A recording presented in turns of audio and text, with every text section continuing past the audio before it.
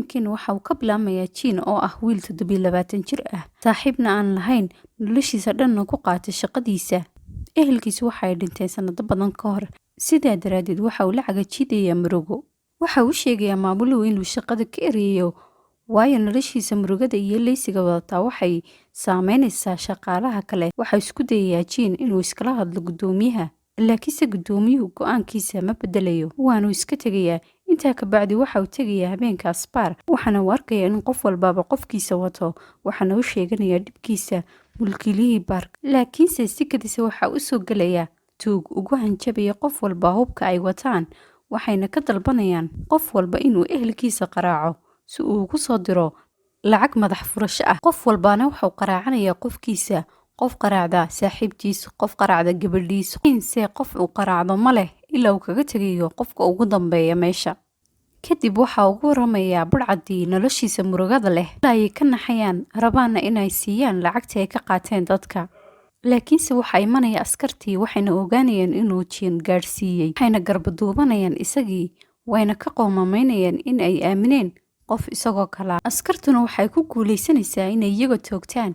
waxaanu isku dayaa Jin inuu sheego askarta wixii ka dhacay meesha laakiin nasiib xumo waa uu kufayaa marka ayaana la dhigayaa waxaana uu ka dalbanayaa dhakhtarkii qof ehelkiisa ah oo saxiixa waraaqaha waxaana si lama filaan ah usoo baxaysa gabadh sheegaysa in ay saaxiibtiis tahay waraaqahana u saxeexaysa laakiin isagu ma garanayo cilaaj dheer ka bacdi waxa uu soo noqonayaa gurigiisii waxaana uu dabaal degayaa dhalashadiisii 28aad keligiis sidii caadada ahayd si kadisana waxa albaabka ugu qaraacaysa gabadhii u saxeexday waraaqihii dhakhtarka laakiinse Jin qof hablaha la hadla maaha waxaana isku dayayaa inuu albaabka ka xidho laakiin qasab ayay ku soo gelaysaa waxaana uu sheegaysaa in la dhaho Mi kana shaqayso shirkadda ay barnaamijkeeda wadato oo waalidka Jin uga sameeyeen fayl ah haddii uuna gabadh la xidhiidhin ilaa intuu ka gaadhiyay 28 jir in ay shirkadu u eegayso gabadh uu la xidhiidho waxaana dhacaya dhulgariir iyagoo wada hadlaya waxaana iska sii wadanayaan hadalkoodii waxaana ay siinaysaa fargal haddii uu xidho waxa guriga yaalla oo dhan u bedelan karo gabadh kadibna waxa uu sheegaysaa inuu ugu soo sheegayo marka uu helo gabadh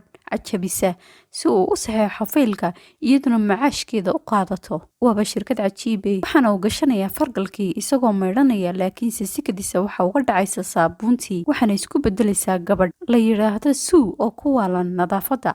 kabacdi waa uu la yaabayaa waxaana isla markii isku dayaysaa inay u maydho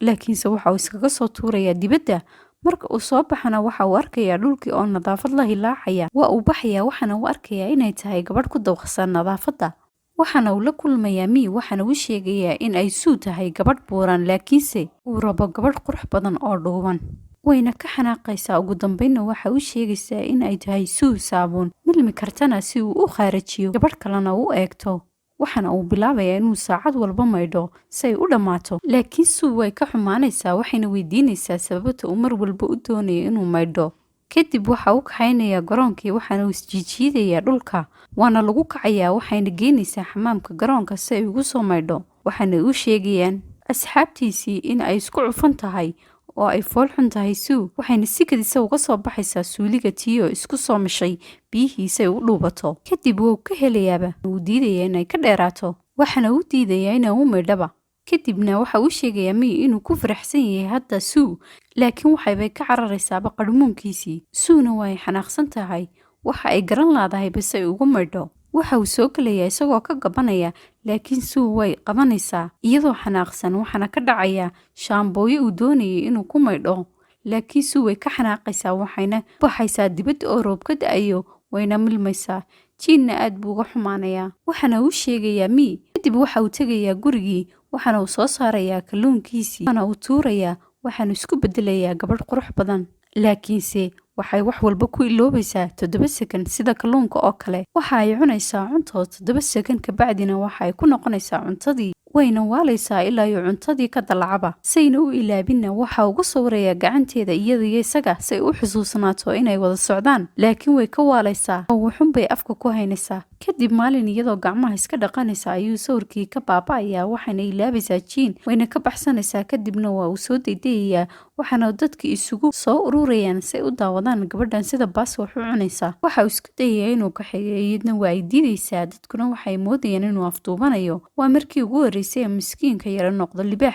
dadkiina waa uu kala laynayaa, iyadiina waa uu kaxaynayaa. waxaana uu bilaabayaa inuu sawiro iyagoo wada socda si ay u xusuusnaato, waxaana uu ilaalinayaa sidii qof uu dhalay oo kale. kadib waxa uu ku sawiraya gacanteedii loof, halkaasna uu ku macasalaamaynayaa. kadibna waxa uu la kulmayaa mii, waxaana u sheegayaa inuu rabo gabadh halaag ah. waxaana uu qaadayaa sikiin isagoo tuuraya, waxaana isku beddelaysaa gabadha uu doonayay. kadib way casho tegayaan, waxaana helaysaa koox tuug ah, wayna kala laynaysaa. kadibna waxa ay ka codsanaysaa in uu geeyo magaalo kale oo ay ku taalo shirkaddii samaysay sikiinta ay asal ahaan ka soo jeedo. laakiinse waxay arkayaan in shirkaddii samaysay ay xidhan tahay, waxayna arkayaan in ninkii sameeyey uu furtay meel yar oo kalluunka lagu iibiyo, wayna u tegaysaa. aad bayna uga hinaasaysaa markuu ammaano sakiinta uu ku jarjarayo. kabacdi waxay u sheegaysaa Jane in ay la sii socon doonin maadaama uu qalbigeedii ku xidhan yahay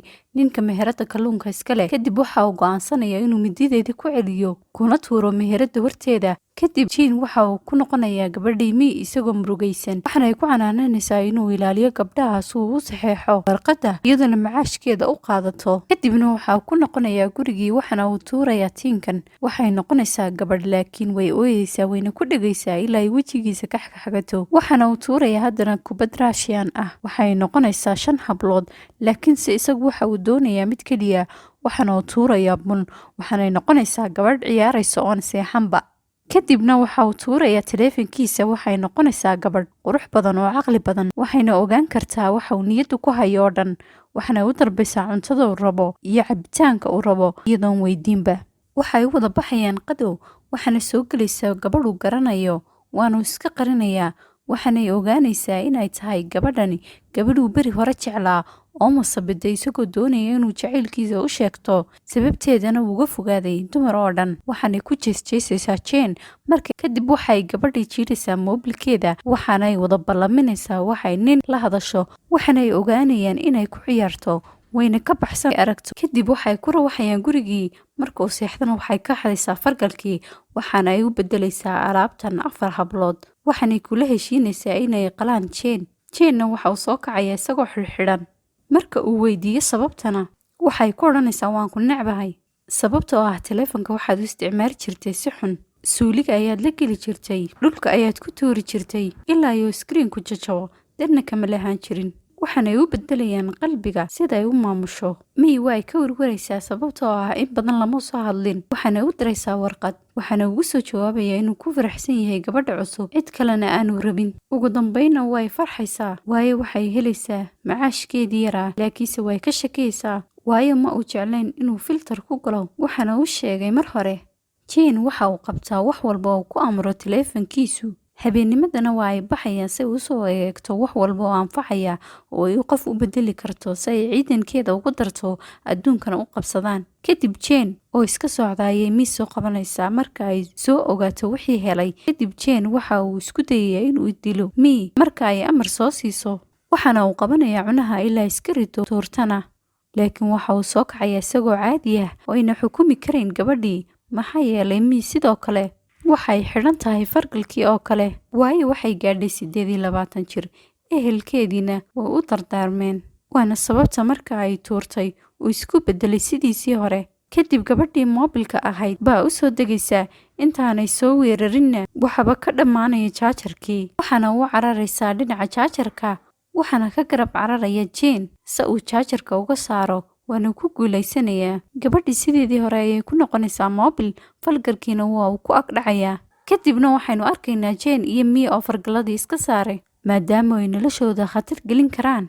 waxaana uu ka codsanayaa Jane mii inay saaxiibtiis noqoto, wayna ogolaanaysaa, waxayna bilaabayaan nolol cusub. fadlan subscribe saar channelka, gambaleelkana furo si uu kuu soo gaadho fiidyo walba oo cusub. like saar, siina sheer garee si aad u gaarsiisid asxaabtaada iyo ehelkaaga. commentigana ha iloobin, waa noo dhiirigelin.